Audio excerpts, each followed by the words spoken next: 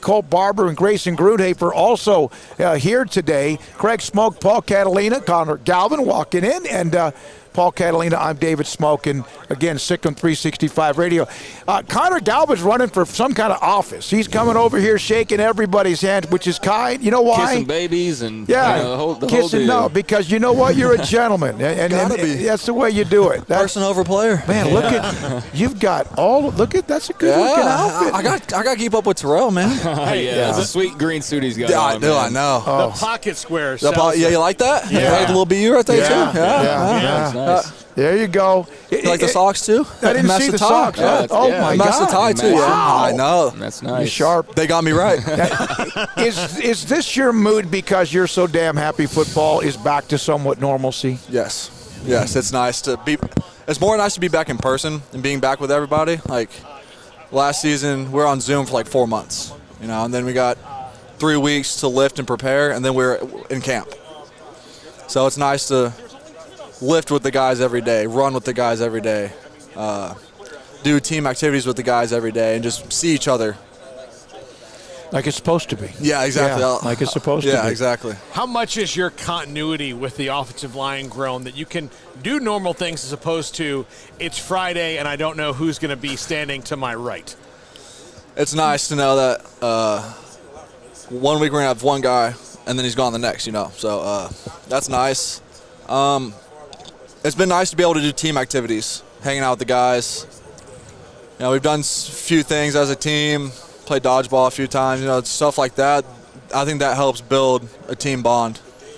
How much craziness was that? I mean, can you really take us into last season? And, I mean, literally, it'd be like you guys are leaving for a road trip, and you're like, I'm not sure who we have yet.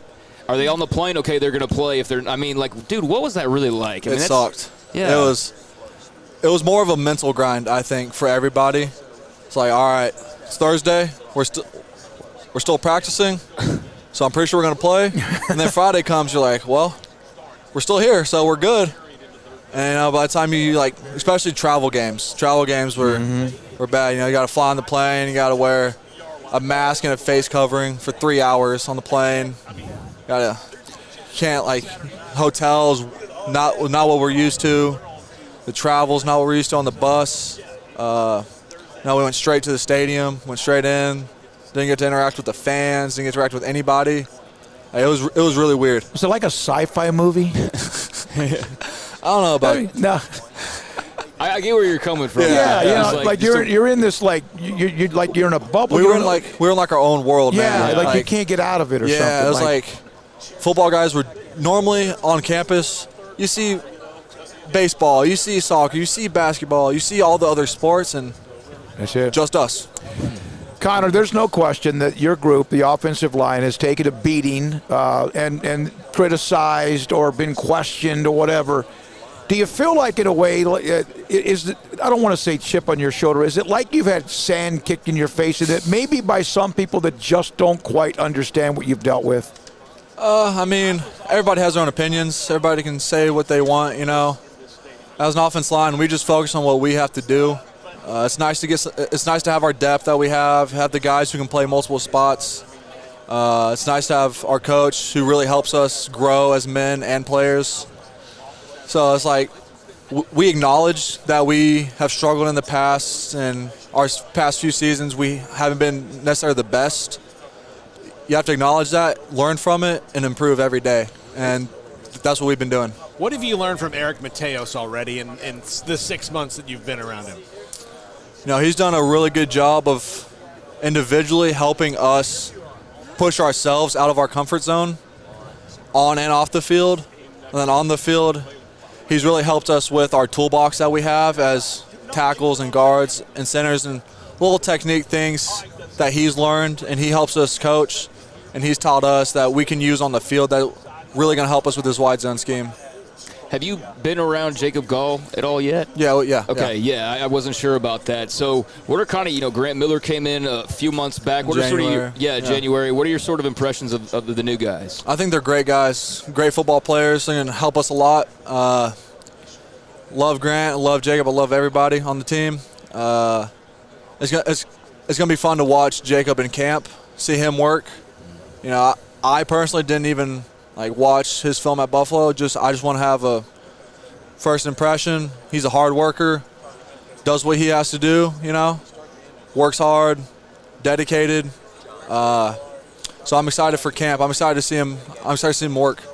You mentioned depth. Yeah. And that's been an issue. I mean, Matt Rule's first year, there were 6 scholarship offensive linemen. Yep. In 19, you guys were deep enough, tough enough, physical enough to be able to do what you needed to do with that particular team.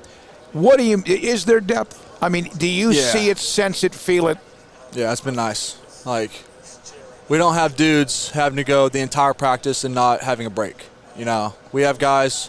It's nice to have guys play multiple spots just in case, in the football season, it's unpredictable. Dudes will get hurt. Stuff happens, So it's nice to have a guy who can go from right tackle to left guard and not have to bat an eye. That's been great. What would you do if you had well, first of all, you're the guy that sets the table. No matter what you say or not, you are the left tackle. So if you had to, because of weakness, could you go to another one of those positions? Not that you'd want to, not that they'd want you to? Yeah, I would. If I had to play right guard, I'd do it. Mm-hmm. So that's the position you probably you would know best. I mean, or anything, basically. I'd play any position. Yeah. How violent is the game you play? Very violent. Violent. You can definitely feel the wear and tear after a game. You wake up and you're like, all right, that was a physical game. You can definitely feel it. How long does it take to get over a game? If you play Saturday, afternoon, or evening, whenever, how long before you feel like you're normal again? My freshman year, I was good to go, man. Didn't really feel it much. Sophomore year, I started feeling it a little bit more. Junior year, I was like, all right, I'm starting to feel it even more. So, that's more of a personal thing. Each person has their own recovery process that they do after practice, after games. We practice on a lot. We practice a lot. We lift through the week. So I think lifting weights really helps recovery through the week. It gets your body moving, gets all the lactic acid moving, gets your joints back to normal, So you really got to take all that stuff seriously, especially in college and the pros, to play at your best, to feel the best. So how are you at the ice bath now? I mean, the first couple times you do that, it's hard to do, but do you embrace it now? I love the ice bath. Yeah. I'm in there as much as I can. Yeah. It's cold, especially towards the back end of the season. Yeah. But it's just something you got to do. We got boots, we got cold tubs, all that good stuff. You ever had this is a terrible question. You ever you've been gone and from the ice bath 5 minutes later, there's a piece of ice that just kind of comes up from your armpit or something? No. You bring up strength and conditioning. Vic Valoria hired this offseason. What type of a difference has he made in your opinion? He's really helped the whole team a lot. Just translate the strength that you get in the weight room onto the field and help our confidence. Our listening sessions are intense. We get after it every day. There's no off days. Our off days aren't off days. We still work. And he does a great job of switching up the lift, so it's not you're just doing the same thing every day. You're not doing the same changes every day. It's always something new. His staff, Vic and his staff, makes it really fun. Everybody enjoys the weight room. Everybody loves lifting. Everybody loves to be out there with each other. It doesn't matter what we have to do. So. But strength and conditioning coaches also can push you to a level of you feel like near death. I mean, and then a fun, it can be. I mean, you're going through a Navy SEALs routine or something like that. What's the fine line in that, and how much as a senior-laden guy do you have to help the others along the way? You definitely set the tone, but you also have your other teammates to help you along when you're not 100% and you're struggling too. Because we all go through the same workouts, and some days you're just really struggling. So on those days, so for me, my other offense linemen, they're going to help me along. And then when they're having one of those days, I'm there to help them along. And we've taken a huge stride with that. Is the sign of a good trainer when you're done and you say, I hate you, I love you, but I still hate you right now? love-hate relationship. Yeah. How much has Siaki Ika, Apu, come in and sort of created that disruption you guys are looking for along the D-line? It's a bad man. It's a bad man? It's a bad man. It's a large human. That's a big man. He's two humans. Yeah. He's close He to takes that. yeah. He's going to do really well. Yeah. He's going to play hard. He's going to play very strong, very fast. He can move now. Well, Terrell was talking about how he's an amazing athlete for a guy 360 plus or so. Freak. God knows. He moves like he's 250. Like, he's an animal. Is it true he's also a good singer? Yeah. Yeah. Okay. I know he likes. I know he likes to he- sing. Doesn't mean he's a good singer, but he's a good singer. He's got some songs out. Okay. Oh, does he? Yeah. Okay. He Cool. can sing. Yeah, this offensive, what Mateos is doing and the new scheme or whatever, kind of in your terms, explain exactly what that means, not just to you, but what it means and why it might be more simple but better. This wide zone system with Coach Grimes and Coach Mateos, they do a really good job of keeping the plays simple, but we also do a lot of stuff out of the plays. A lot of misdirection, a lot of formations, just a lot of stuff, but at the same time, we are flying off the ball. Like, we are going to be sprinting off the ball every play, but we can also control the game too. Like, we can also huddle up, take all 40 seconds. We could go fast tempo like Big 12 offenses do, and we can pretty much do it all.